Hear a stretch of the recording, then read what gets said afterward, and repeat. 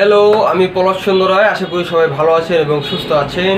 আজকে বলবো নারী ও শিশু নির্যাতন দমন আইনের অধীনে যে নিয়ম নাম্বার রয়েছে, নিয়ম নাম্বারে যে যৌতুক বলতে কী বোঝানো হয়েছে। প্রথমে বলেছিলাম যে শরীয়তে কি বলা হয়েছে, আজকে বলবো যে শরিয়াতে কি বলা হয়েছে। শরিয়াতে বলা হয়েছে যে যৌতুক শব্দের অর্থ হচ্ছে যে কনে পক্ষ কর্তৃক বরপক্ষের মা, বাবা, পিতা বা বিয়ের সাথে বা প্রত্যক্ষভাবে জড়িত এমন কোনো ব্যক্তিকে কোনো প্রকার যে কোনো প্রকার সয় সম্পত্তি বা অর্থ বা যে অন্যবিধ সম্পত্তি প্রদানে সম্মত হয়, সেই অর্থটাকেও যৌতুক বলা হয়।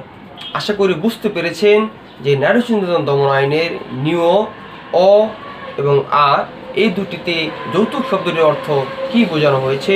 সকলকে ধন্যবাদ জানিয়ে ভিডিও শেষ করছি। দেখা হবে নতুন কোনো ভিডিওতে। সে পর্যন্ত সকলেই অপেক্ষা করুন। ধন্যবাদ সকলকে।